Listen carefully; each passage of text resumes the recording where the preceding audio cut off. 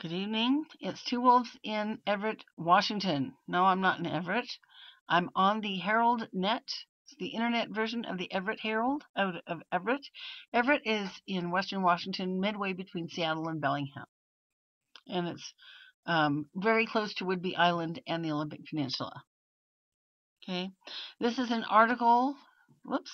We're not going to go with that. By Bill Sheets. Very good journalist. Bill Sheets. And this is Friday, September 7th, 2012. Now, Bill Sheets has a follow-up piece on his blog dated today, and you'll want to go see that as well. www.heraldnet.com. If you have not yet met NIBARU Magic, please go see my brother, NIBARU Magic. He is fantastic. He's one of our best in the larger family, and he's got an amazing video up via Fox News regarding this massive. All of a sudden, isn't that something? It just sort of materializes out of the fog. Oh my gosh, there is debris. How about that? Okay, well now it's being admitted to or / leaked that there is a massive debris field of the tragic Japanese tsunami debris, only about 800 miles off the Washington state coast. Even though it was Fox News that was the only one that's come out with this so thus far, I'm sure it's true. Because having grown up on the coast of BC and Washington, I know that this time of year, this is when the currents shift, and literally what's literally called the Japanese current starts to bring everything, including fish of all sorts and now debris, right up the Washington and British Columbia coast, and also northern Oregon coast to an extent. So that would be in keeping with the times. 800 miles, more or less, off the coast. Massive field. But oh no, tsunami cleanup likely to fall to volunteers. Well, they certainly did keep people in the dark, eh? The biggest wave of debris is expected soon, and with funding going to supplies, labor likely will fall to volunteers. Well, we'll see. Now, do go to NIBARU's channel. Please watch the video. That's the best place to find it. He's very good. He's got it up currently. There's some other links, more about the tsunami debris headed our way. This is out of Edmonds. The bulk of the debris from last year's earthquake and tsunami in Japan is expected to start littering Washington shores in less than a month. Now, remember the video I did about a month ago and what Gregoire and company had been saying, that it would probably be October 2013? Oh, wrong again. No, less than a month from now. Okay, when it hits, cleaning up much of it likely will fall on the shoulders of volunteers. Okay, well, I won't read the whole thing, but more than $600,000 has been budgeted at the federal level, specifically for tsunami debris cleanup, with another $600,000 set aside by the state. State money will address larger, potentially hazardous items and will buy cleanup supplies. Well, does this include protective gear in case of radiation? Trash bins, bags, and gloves. Those. So does that mean the volunteers have to handle the radioactive debris? This just begs the question, eh? Anyway, in most cases, it won't cover the cost of paying people to do the work. Well, of course not. They're not going to pay anyone to do the work, are they? This was stated by Linda Kent, a spokeswoman for the State Department of Ecology. Remember the Department of Ecology just stated about a month ago, see my video, that there's less tsunami debris in the beach? The state will send crews to collect potentially hazardous items or bulky pieces of debris such as boats. For the smaller flotsam, though, the toaster oven... Oh my God, I can't even read this.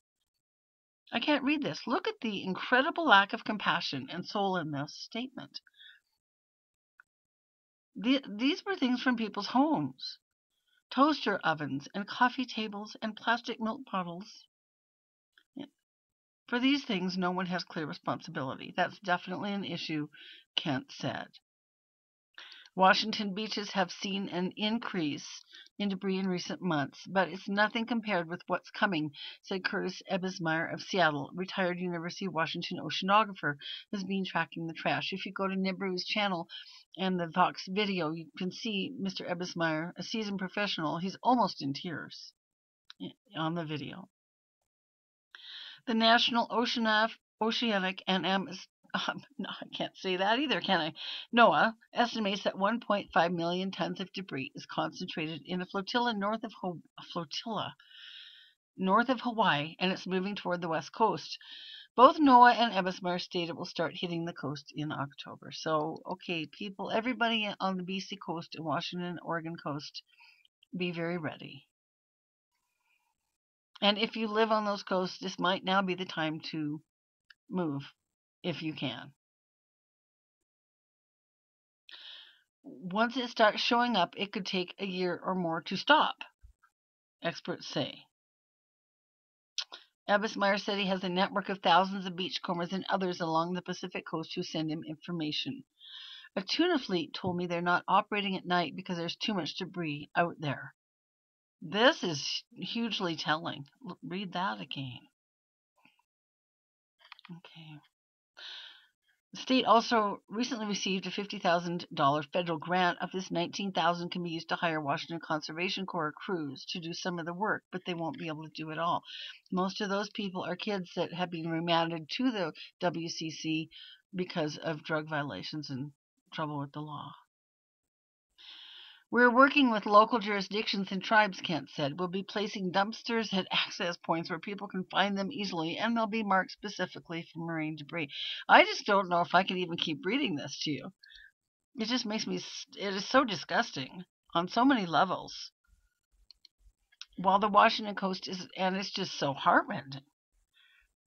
While the Washington coast is expected to get the bulk of the debris, Puget Sound and other inland waters won't be immune. Well, of course not.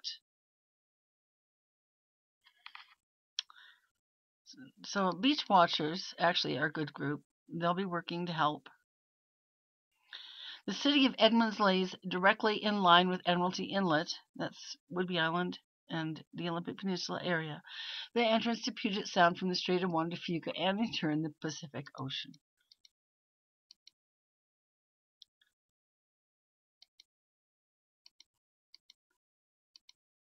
Ebismar said people need more direction from the state about where to get bags, where to take the trash, and what to do with non-recyclable items such as styrofoam. Anyway, there's not a lot yet in the MSM. So here's an interesting statement by Ebismar. 99.9% of tsunami debris will not have a label on it, he said. Any decent beachcomber knows this is not rocket science. What should I do if I find an item? Use common sense. If you don't know what an item is, don't touch it. If it appears hazardous, contact authorities. I'm glad to see that said. Now I wanted to balance this by seeing what the word is at home in Canada. There's the Vancouver Sun, www.vancouversun.com. Okay, look at this. Japan to offer tsunami debris assistance to Canada. Now, I haven't heard this on the American side yet. This will be interesting to follow.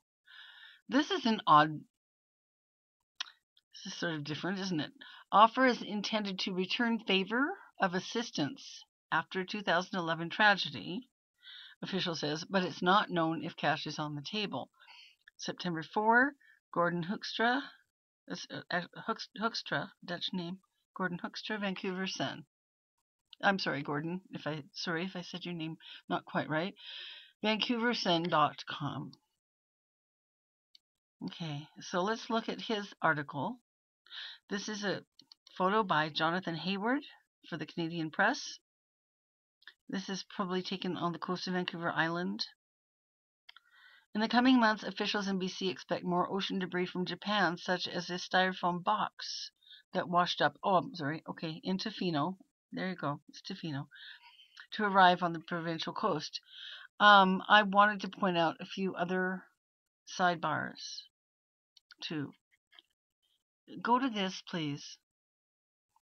This is a link on the VancouverSun.com page here. 3 children's shoes containing bone and flesh found on Victoria Beach with video. And I can't even bear to look at that, but you might want to. BC taking cautious approach to tsunami debris. Tsunami debris will likely have to be taken off Haida Gwaii, minister says. It's just horrific what's happened on Haida Gwaii. Japan wants to help with tsunami debris cleanup in BC and the US, but hasn't decided if that will include direct financial help, a Japanese government representative said Tuesday. Stressing Japan has no liability for debris cleanup under international law, the country feels strongly it wants to return help they've been given by Canada and the US after the deadly 2011 tsunami, said Kinji Shinoda, Deputy Consul General in Vancouver. And isn't that typical of the precious, really precious hearts of the Japanese people? BC and Canada have played a major role in reconstruction of the hard-hit Tohoku region, providing more than $40 million in cash and in-kind donations by the governments, individual Canadians, and companies. Canada also provided immediate help after the tsunami, which led to a nuclear disaster and left more than 19,000 dead and missing. On the basis of goodwill, we would like to return the favor to Canada and the U.S. in particular, because this coming autumn, probably debris will be arriving, Shinoda said. That's the reason why our government is considering which kind of assistance we can provide to the United States and Canada. So far, that's all. We would like to make a final decision as quickly as possible which kind of assistance we can make. So, ocean currents will likely bring large amounts of debris to the Pacific coast starting in October, according to the Japanese Environment Ministry. So this is good to have this backup to the information.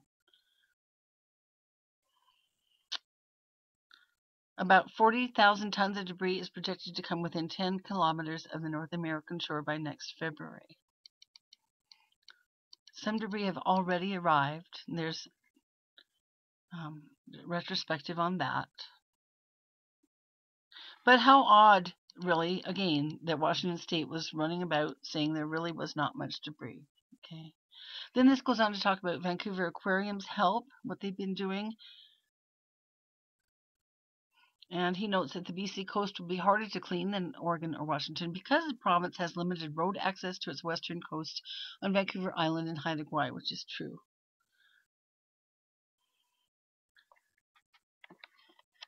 And another problem that BC faces is it does not have systematic information on what's on the beaches now, and because these are such remote areas.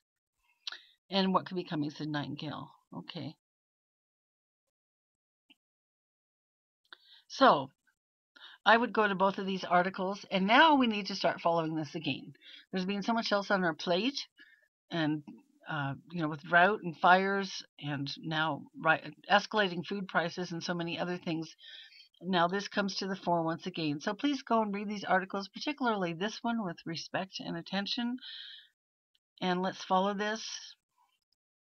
And good night. This is Two Wolves Out.